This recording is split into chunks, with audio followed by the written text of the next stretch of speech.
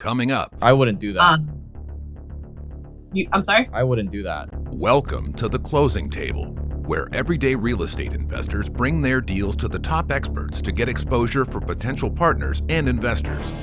These top deal closer experts will ask questions, break the deals down, and cross-examine the guest to determine whether the deal is profitable or to be shot down. Winners will be inducted into the Closing Table Hall of Fame, where they will continue to receive exposure from the show.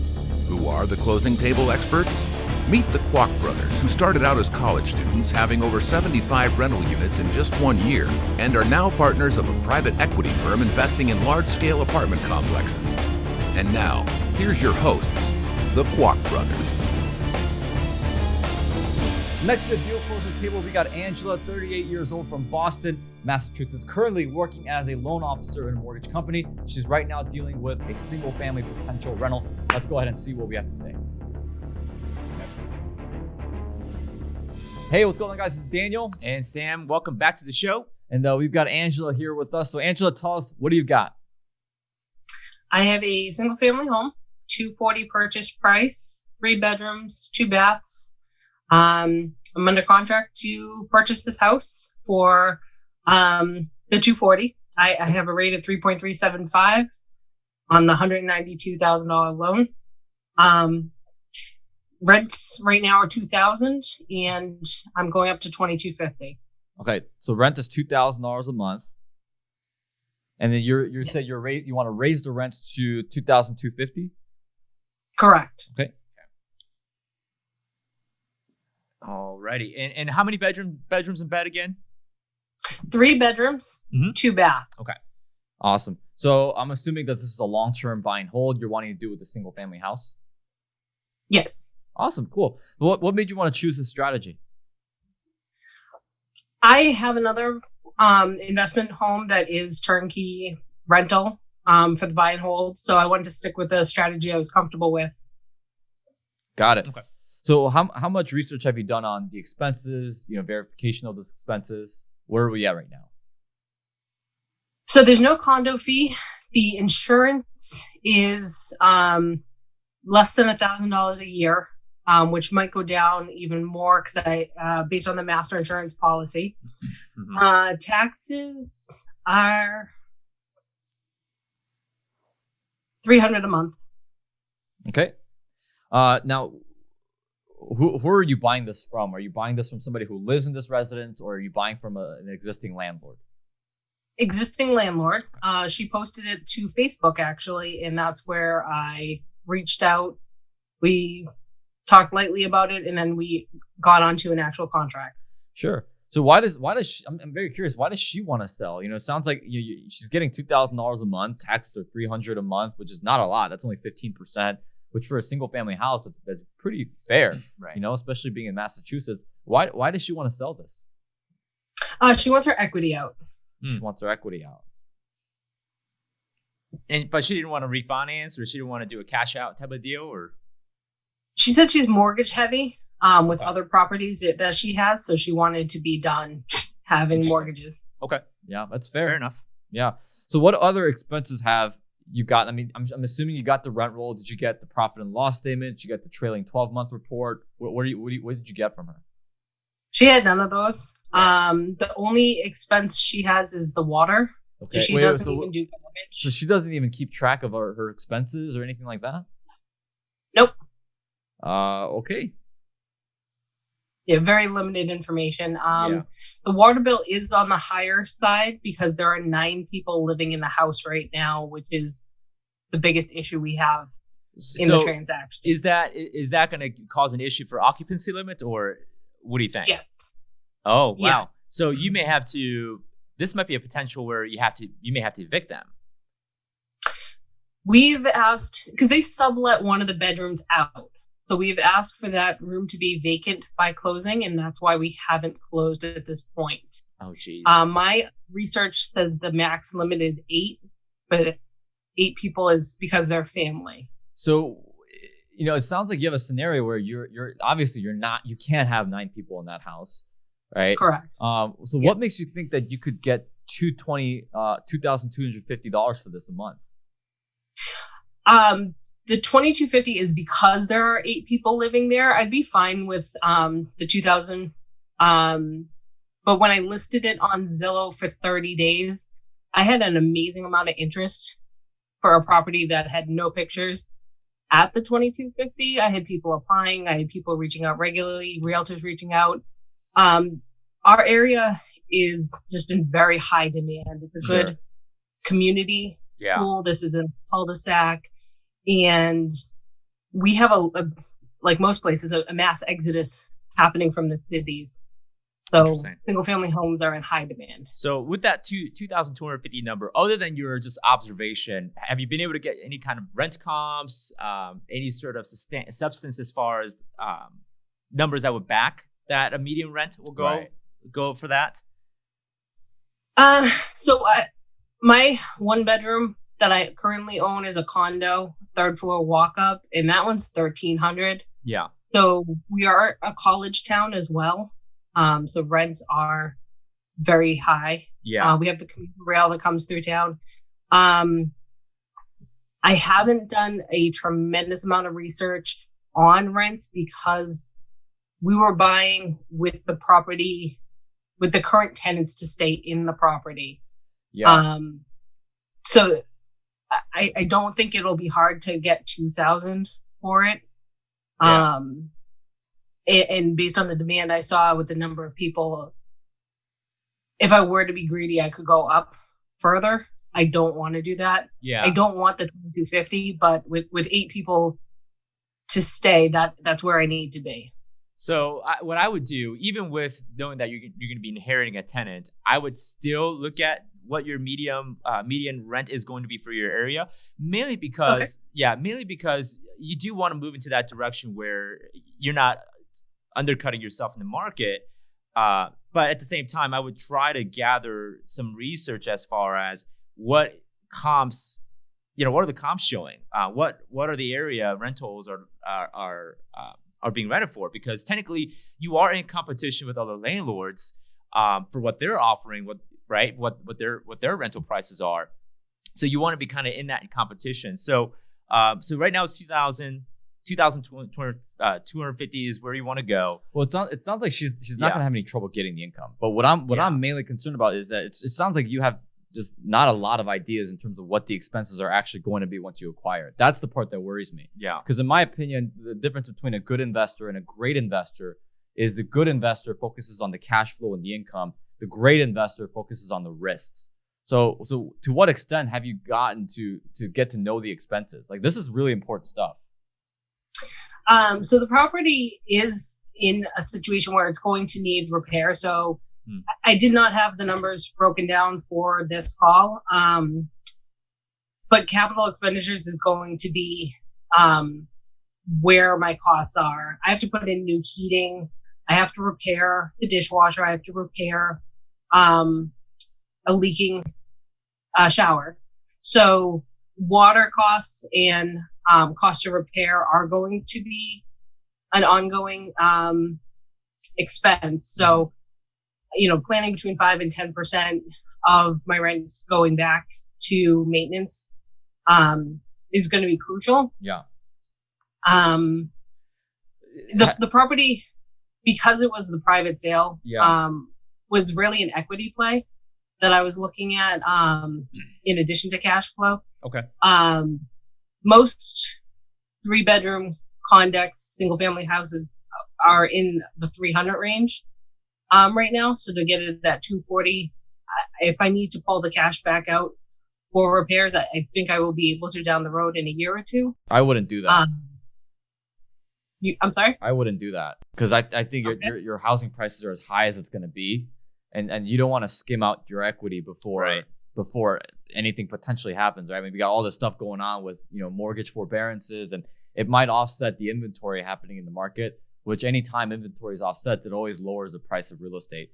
I would not do that. And you're a loan officer. You're smart enough to know that. But what I would do is, I would at least ask the owner for at least some copies of bills that she's getting on utilities. Water, heat. You got to get something here. The real question is, are the tenants paying utility, or is the owner paying utility? The tenant is paying all utilities. Okay. So water is her only expense. She's not even taking on garbage. Got it. So how do you know how much she's paying for water? I'm factoring $100 to $200 a month to be on the high side for water, just for my numbers. Given that there are 9 people. Yeah. So So I would continue to verify the expenses. So get a better idea on what maintenance is going to cost you. You obviously know what insurance. For taxes, do you know if it's going to trigger a reassessment? Most likely in Massachusetts it will. Okay. Do you know do you know what the assessed value right now it is for the property? Let me check. $238 is the tax assessed value. Okay. And then your purchase price is $240. Correct. So it's not going to change.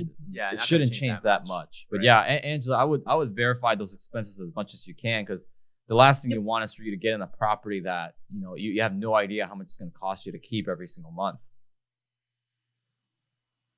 Fair enough. Yeah. So I'm curious, what's your financing setup like? Did you get it on a 30-year fixed rate? What's going on here? 30-year fixed, 3.375, 25% down, so 75% loan to value. Okay, I like that. Investment. Yeah, it's good. I think that's smart, especially right now. Yeah, that's a very safe play. So 30 years, how is it fixed 30-year fixed, or do you have it 5 or 10-year fixed? No, it's a 30-year fix at 3.375, so it will not adjust. Perfect. I love that play. I love that. And I'm assuming you know what your mortgage payment's going to be every month. All in with taxes, insurance should be $1,215. Okay. So the pity is $848.82. Okay. And the $366 with the taxes and insurances, so $1,215 out the door. Okay. So yeah, I think the biggest question mark at this point is you got to know how much that repair and maintenance is going to be. Yeah. Because if you're accounting for $200-$300 for maintenance every single month, and you also add in the water, which is at, let's just call it 200 just to be conservative. You're at 500, so you might be cash flowing, $300 a month, which is not bad for one single family house. I'd say for especially if you raise the rents to $2,250, you're getting $500, $600 every single month. It's not a bad move. Like I said, I would just verify those expenses. One thing that I want to de-risk from this, Angela, is how likely are the tenants are going to come to code before you close? So at this point, we were supposed to close end of October. I'm standing firm that subleased room has to be vacant. I'm not sure if I would renegotiate the price down to take on that headache of inheriting and evicting a tenant. So my thought might be to assign the contract out if they can't get this thing to close at the end of the month. Yeah, I think you're putting yourself in very deep waters if you're trying to sign the contract. Did you think about maybe putting in a contingency that you cannot close until that's up to code? That is the contingency currently. That's why we've been on extension and have not closed. Okay. And how motivated is the seller to get that done? Because technically it's the seller's responsibility, it seems like. Correct. So it is. She's been very good at communicating with me openly about how the progress is going. Right. There is a third-party agency involved with this gentleman, which is the hang-up. So because of COVID, they can't place him into a new home, which is the delay. But she was never aware he was entered into the property until I met him at home inspection. Yeah. I don't know if there's anything more we could do for you here. It sounds like everything's contingent on that. Yeah. Well, let me ask you also this question. Has the city or the county put a violation on it yet? Not to my knowledge, no. Okay. Most likely, if they find out, they will. They'll say, "Hey, get this corrected, or we'll fine you." I mean, depending on how motivated you are and the seller is, there might be a room for renegotiation on the price, taking it as is. Whatever the cost of you having to do the work of removing the sublet. I wouldn't negotiate the right? price. That's a hard thing to do. Yeah, I would, because that's no, don't do that. Don't do that because you're setting yourself up then to redo all the paperwork. You know what I would do is I would negotiate some type of deferred maintenance credit, and that's more common in the buy and hold game. That's what I would do, because right now you've got your purchase price, you've got your financing lined up. You don't need to touch that. If I were you, I would do some type of deferred maintenance credit where you don't have to put any more cash out of your pocket, because right now the cash flow is decent, right? I'm not gonna say it's good. I'm not gonna say it's great. I'm not gonna say it's bad. It's solid. It's decent. I like the deal, but I think at this point, you're gonna need as much reserves as you possibly can, especially if you have 8 people living in that house. Get a deferred maintenance credit. It's a lot easier. Well, if you're going to get a deferred maintenance credit, we also have to think about, does the seller have enough equity to forfeit? Because you don't want the seller to come to closing with cash. Sure. So the question for you, Angela, or if you know, does the seller have enough equity at the time of closing? Could they forego some kind of a deferred maintenance credit out of their proceeds? So are you saying like an escrow holdback when you call it deferred maintenance? Right. Where we just have the attorneys hold it. We talked lightly about that as an option, and my attorney typically holds back $10,000, but because of COVID, they were expecting this to cause additional delays. Yeah. Right. Yeah. 100%. So this is my last question. How well do you know the financial strength of the tenant? Are they going to continue to pay January, February? What does that look like? They're not an A+ tenant. They are going to be a little bit harder, but because there are so many of them, that increase in rent is $50 a person when it's spread out over the 5 adults and 3 kids. Do you know what they do for a living? I do have their income documentation. One is disabled. One works as a driver. The other 2 are hourly, and one's in construction. So if there is another shutdown, it's tough. That's tough. That's going to be significant impact to your income. Yeah.